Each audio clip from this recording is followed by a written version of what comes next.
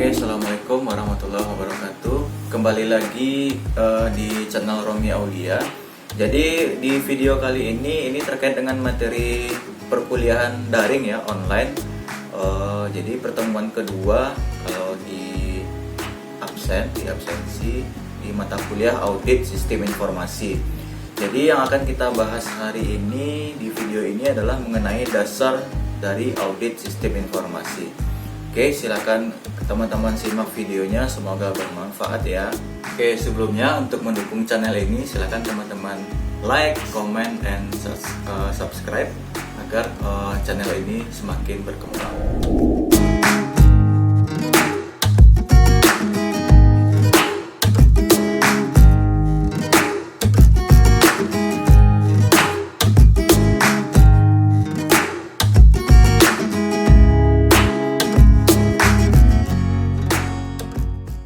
Jadi di minggu kedua ini kita membahas mengenai dasar-dasar audit sistem informasi, materi kuliah online kita ya. Oke, sebelumnya mungkin sudah pernah saya bahas di pertemuan awal perkenalan kita di kelas audit SI. Jadi sudah saya ingatkan waktu itu, saya perkenalkan apa itu audit. Ya, mungkin bagi teman-teman yang lupa, jadi audit itu berasal artinya adalah pemeriksaan, memeriksa atau pemeriksaan. Jadi kegiatan audit adalah kegiatan pemeriksaan yang kalau diartikan secara lebih luas adalah proses evaluasi terhadap suatu organisasi. Kalau ini kita artikan sebagai audit secara umum ya. Jadi audit secara umum adalah suatu proses pemeriksaan atau evaluasi kepada suatu organisasi, kepada suatu sistem atau suatu proses dan produk. Jadi yang akan diperiksa secara umum pengertiannya adalah yang akan diaudit itu adalah organisasi, sebuah sistem, suatu kegiatan atau proses, lalu ada sebuah produk atau output. Kegiatan audit itu harus dilaksanakan oleh orang-orang yang punya kompetensi mengaudit, lalu dilakukan dengan penilaian yang objektif, tidak memihak siapapun, baik itu yang terperiksa maupun yang lainnya. Jadi harus adil ya, jadi harus objektif, harus diperiksa oleh orang-orang yang kompeten. Seorang yang melakukan proses audit itu disebut dengan auditor. Jadi auditor adalah orang yang ditugaskan untuk melakukan proses audit. Cara melakukan auditnya itu harus sesuai dengan standar atau regulasi, dan prakteknya itu sama-sama disetujui.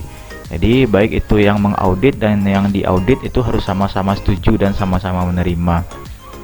Oke, selanjutnya keuntungan apa yang akan kita dapat kalau kita melakukan audit secara luas ya, ini pengertian secara luas. Yang pertama adalah kalau kita melakukan audit, kita bisa menilai efektif dari sebuah sistem atau organisasi. Itu yang pertama.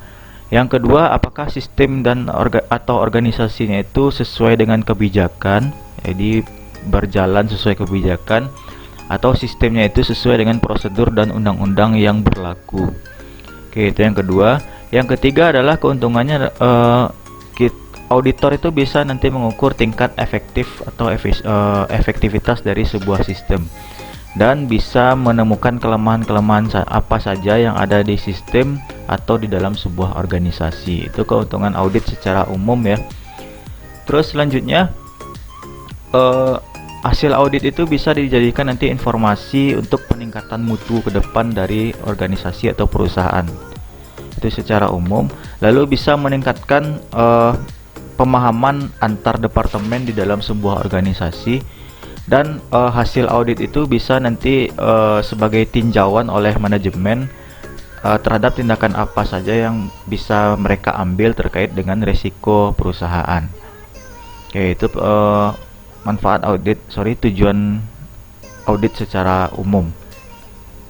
Sekarang kita lihat audit sistem informasi.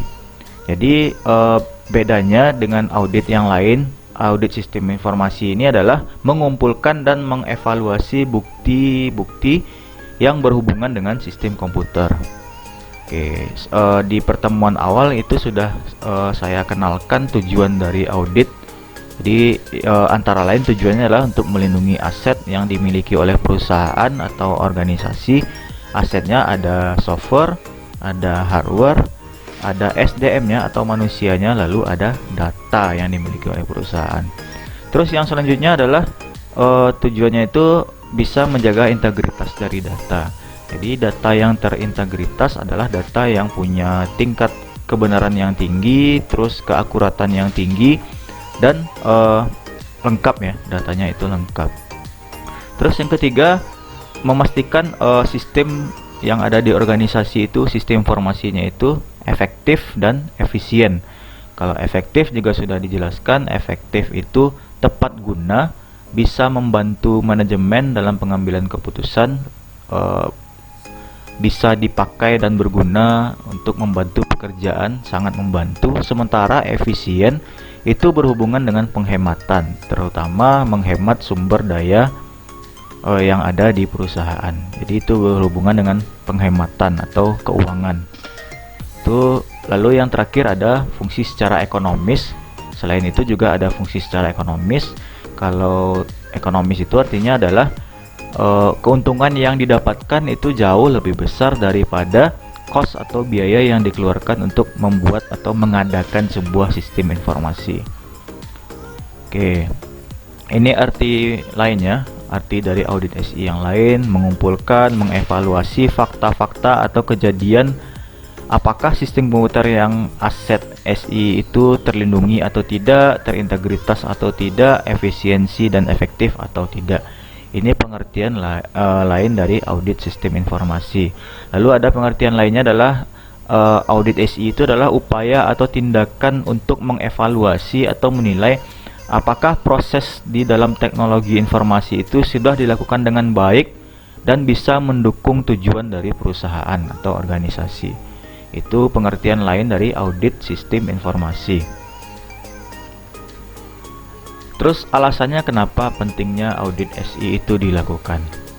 Mungkin ada yang teman-teman yang mau nanya, pentingnya audit SI itu apa sih kita lakukan di sebuah perusahaan? Jadi yang pertama adalah untuk menghindari atau mengurangi resiko kerugian akibat kehilangan data. Karena tadi tujuannya untuk salah satunya integritas data, ya artinya kerugian, kita bisa menghindari atau mengurangi resiko akibat kerugian kehilangan data. Karena auditor juga nanti akan memastikan apakah sistemnya ini aman atau tidak.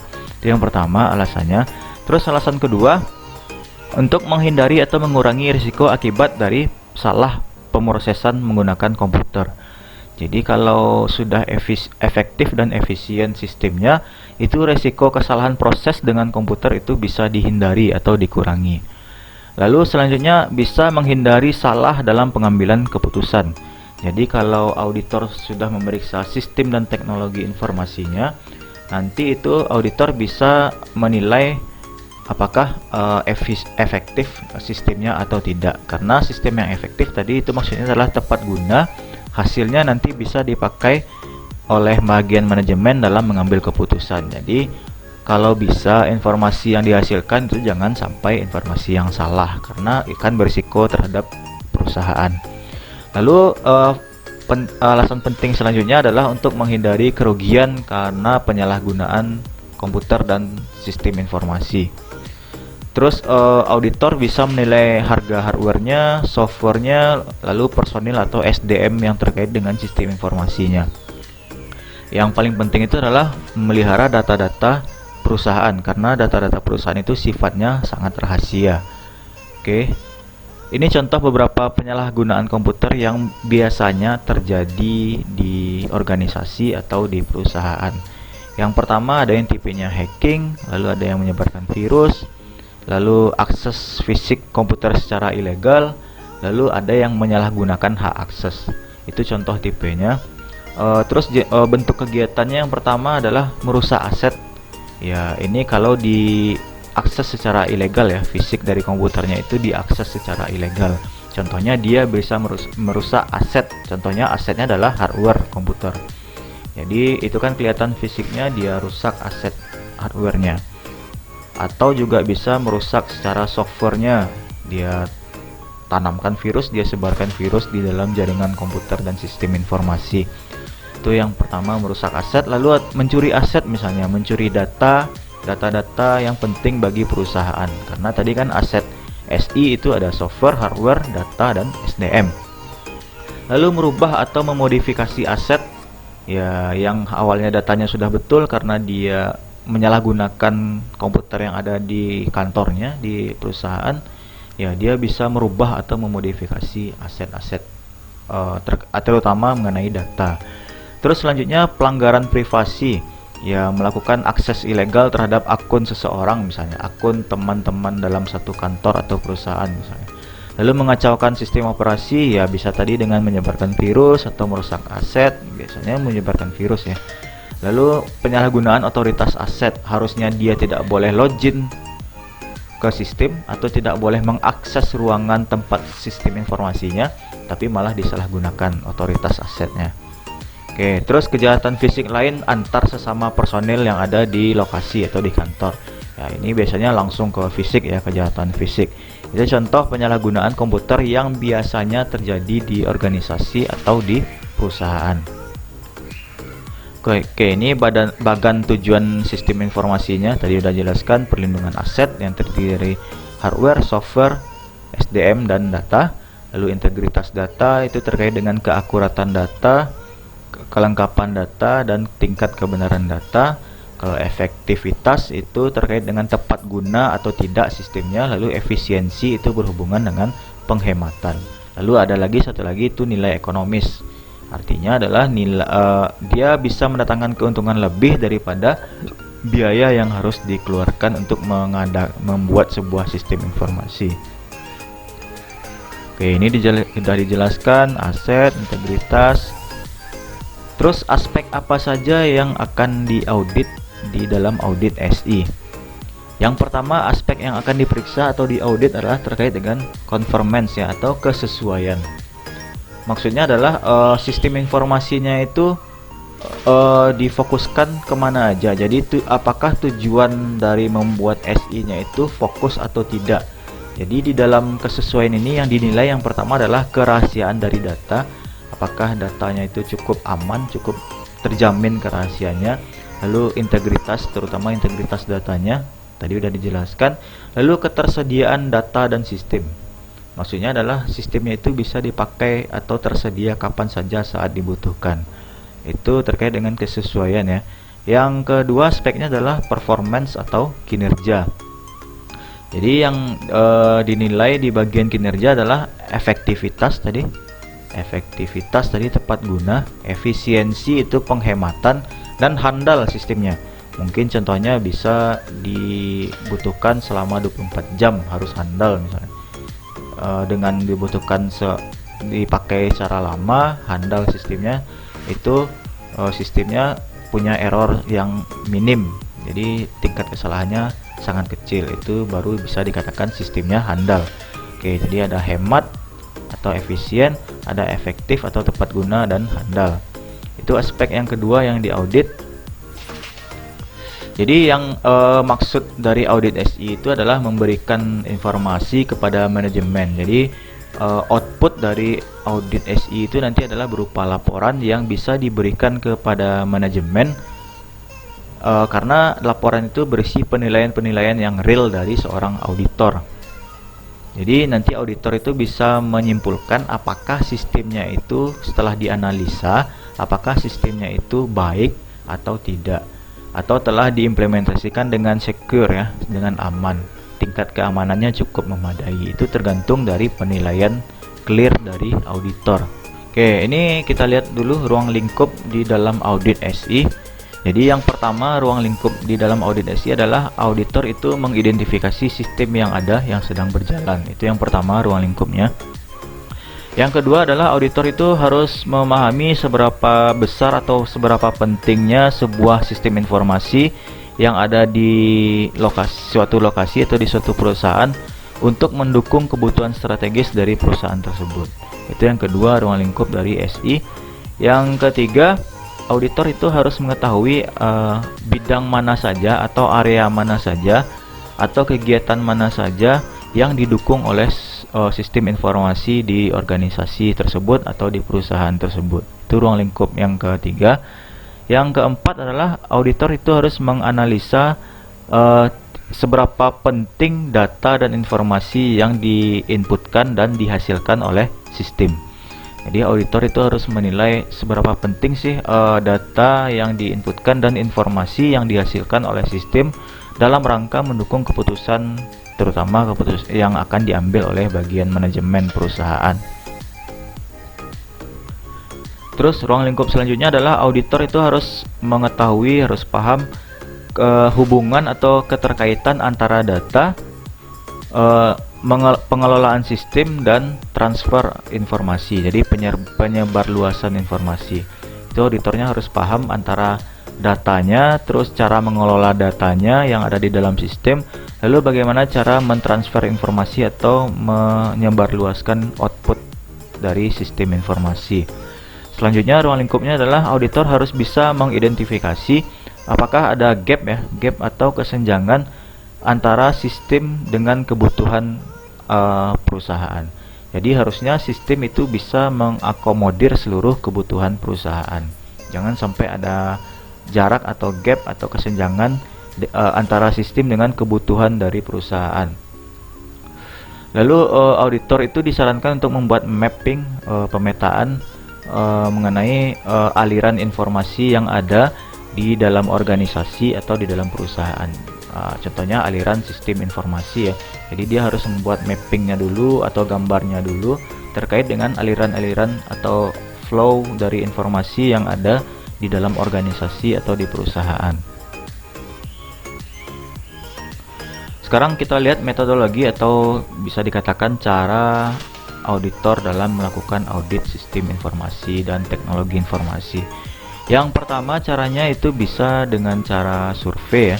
Jadi cara auditor mengumpulkan bukti-bukti fakta itu yang pertama bisa dengan cara melakukan survei, lalu bisa dengan cara wawancara langsung, jadi bisa survei ke lokasi atau wawancara, lalu melakukan observasi ya, pengamatan atau observasi, dan melakukan review, mengambil dokumen-dokumen, lalu mengambil bukti-bukti elektronik, misalnya contohnya data yang tersimpan di dalam sistem, data-data transaksi penjualan, data-data transaksi pembelian, persediaan barang, atau aktivitas nasabah misalnya.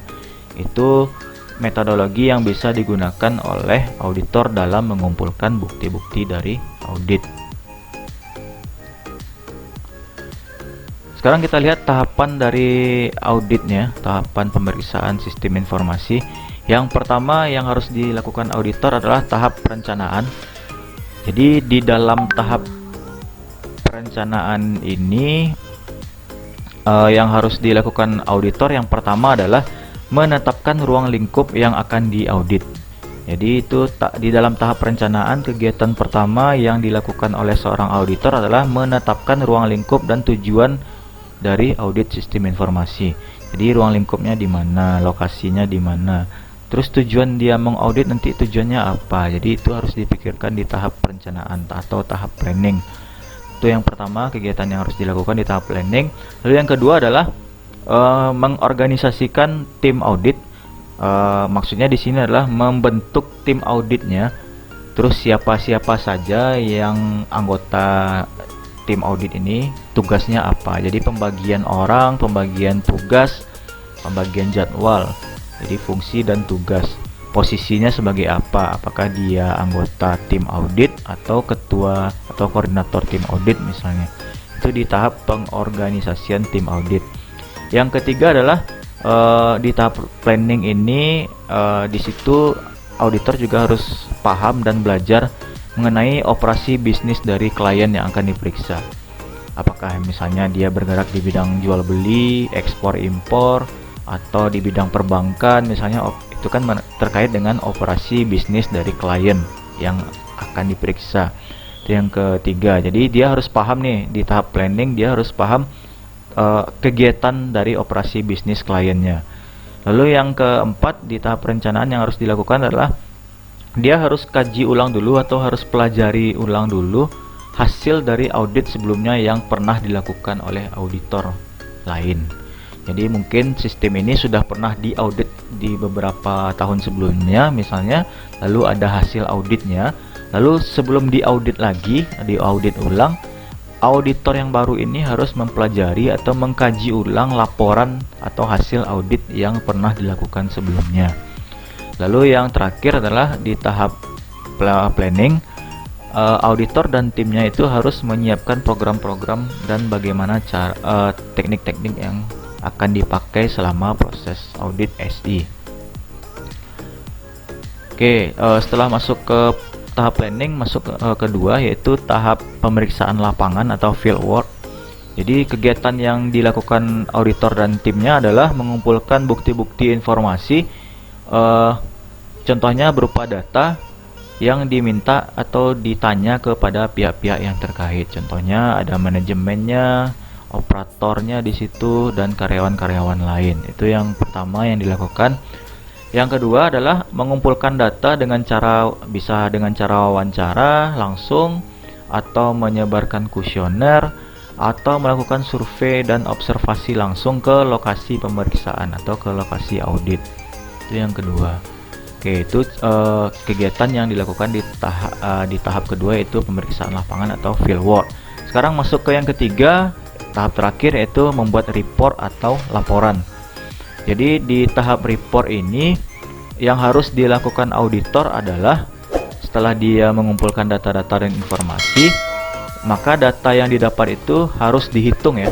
Apakah datanya itu cukup untuk mendukung proses audit atau tidak. Ya, kalau data dan informasi yang dikumpulkan itu belum cukup, ya harusnya itu dicari lagi, ditambah lagi. Setelah dihitung, apa misalnya mungkin belum cukup, ya harus ditambah lagi sebanyak yang diperlukan. Jadi data-data dan informasi yang sudah dikumpulkan tadi dihitung. Terus kegiatan selanjutnya adalah membuat report atau laporan. Jadi tahap ini, kegiatan ini adalah untuk memberikan informasi hasil-hasil proses, hasil-hasil dari audit atau hasil-hasil dari pemeriksaan sistem informasi. Jadi semua hasilnya dibuatkan ke dalam bentuk report atau laporan. Itu tahap yang ketiga. Yang keempat yaitu ada follow up ya, ada feedback atau ada tindak lanjut. Terus ini kegiatan yang dilakukan oleh manajemen perusahaan atau organisasi. Jadi setelah auditornya memberikan report atau laporan terkait hasil audit, sekarang tindak lanjutnya seperti apa atau follow up-nya seperti apa. Jadi di tahap ini kegiatannya adalah dilakukan oleh manajemen. Di kegiatan yang mungkin dilakukan manajemen adalah mengambil keputusan. Jadi keputusan yang diambil harus sesuai dengan hasil dari audit yang terdapat di dalam laporan atau report. Kalau untuk tindak lanjut atau follow up itu saya ingatkan lagi harus dilakukan oleh pihak manajemen organisasi atau perusahaan. Jadi manajemen objek yang diteliti atau objek yang diperiksa. Oke, sekarang kita lihat siapa sih orang yang boleh melakukan audit. Jadi siapa-siapa yang boleh melakukan audit. Yang pertama dari kalangan internal sendiri. Maksudnya adalah orang yang satu perusahaan atau orang dalam perusahaan itu sendiri yang ditugaskan untuk melakukan pemeriksaan. Biasanya itu dilakukan oleh bagian manajemen ya, manajemen review. Jadi itu orang-orang internal dari perusahaannya itu sendiri. Itu yang pertama yang melakukan audit. Atau selanjutnya audit itu dilakukan oleh orang yang berada di luar perusahaan atau orang-orang eksternal auditor. Oke, kalau tadi internal, sekarang ada eksternal. Oke, jadi boleh pihak luar atau second party audit. Jadi pihak luar tapi masih memiliki kepentingan terhadap perusahaan. Contohnya misalnya komisaris, dia pihak luar tapi masih ada kepentingan di perusahaan tersebut atau di organisasi tersebut. Atau third party audit, yang artinya adalah tim audit yang tidak ada hubungan apa-apa dengan objek yang diaudit, perusahaan yang diaudit. Jadi benar-benar independen dari luar, tidak ada keterkaitan dengan perusahaan yang diperiksa. Itu yang boleh melakukan audit. Oke, kalau tadi yang melakukan audit, sekarang adalah siapa sih yang diaudit biasanya. Oke, kita ambil contohnya di perusahaan, kalau di perusahaan itu yang biasanya yang diperiksa atau yang diaudit adalah yang pertama bagian top level atau bagian manajemen dari perusahaan. Terus yang selanjutnya bisa IT manajernya kalau dia audit sistem informasi. Yang selanjutnya diperiksa adalah IT manajernya. Lalu di bawahnya turun lagi IT spesialisnya, ya staff-staffnya mungkin dari staff bagian jaringan, database, sistem analisnya, lalu ada programmer dan lain-lain. Lalu yang selanjutnya yang bisa diaudit adalah penggunanya atau dari user sistem informasinya. Kita ambil contoh kalau di kampus kita, ya yang bisa diaudit di bagian manajemen ya ketuanya, waketnya, kaprodinya dan lain-lain. Untuk IT manajernya ya kepala sistem informasinya atau manajer aplikasinya. Untuk IT spesialisnya contohnya ya pemegang database-nya siapa, operatornya, lalu programmernya siapa. Ya kalau usernya itu contohnya seperti kita, dosen, mahasiswa, staff dan lain sebagainya. Itu orang-orang yang bisa diaudit. Oke, sekarang tugas auditornya adalah jadi auditornya harus memastikan penerapan teknologi dan sistem informasinya itu memiliki aturan atau kontrol. Jadi itu kontrolnya itu harus diterapkan dengan baik, jangan sampai tidak sesuai dengan aturan. Jadi yang dilakukan adalah tahap persiapan, review dokumen, persiapan kegiatan, melakukan kegiatan on-site maksudnya survei atau observasi, lalu membuat laporan audit dan follow up audit. Oke, sekarang kita lihat kompetensi yang harus dimiliki oleh seorang auditor. Jadi, kalau kita nanti berposisi diterima kerja sebagai auditor yang tugasnya memeriksa, terutama di auditor SI, yang harus kita miliki adalah skill audit. Yang pertama, skill audit itu terdiri dari teknik sampling. Jadi, kita harus pandai mencari sampel, mengumpulkan sampel atau contoh, harus pandai berkomunikasi. Ya, jangan auditor itu cuma diam-diam saja, harus aktif, harus pandai berkomunikasi, pandai melakukan interview atau wawancara, pandai dalam mengajukan pertanyaan-pertanyaan, dan juga bisa mencatat dengan cepat. Itu yang skill audit skill ya, audit skill dasar yang harus dimiliki oleh seorang auditor. Kalau skill secara generik, dia juga harus paham prinsip-prinsip dalam proses audit. Terus paham prosedur dan tekniknya atau prosedur dan cara mengauditnya. Lalu dia harus paham manajemen, ilmu manajemen juga. Terus dia harus bisa ilmu organisasi, paham mengenai organisasi-organisasi dan terkait dengan peraturan atau perundang-undangan yang berlaku. Secara spesifik karena kita auditor SI, kemampuan yang harus dimiliki adalah ya kalau bisa backgroundnya itu juga dari IT atau information system. Selain itu secara spesifik dia juga harus paham mengenai ilmu bisnis, sedikit banyaknya dia harus paham mengenai ilmu bisnis. Lalu kalau bisa auditornya itu terutama koordinatornya atau ketua tim auditornya harus yang sudah berpengalaman dan paham mengenai manajemen perusahaan dan undang-undang yang berlaku. Oke, sekarang kita lihat yang terakhir, prinsip yang harus diingat sebagai auditor. Jadi sebagai auditor kita harus ingat ini, hal-hal ini. Yang pertama mengenai etika ya, ethical conduct ya.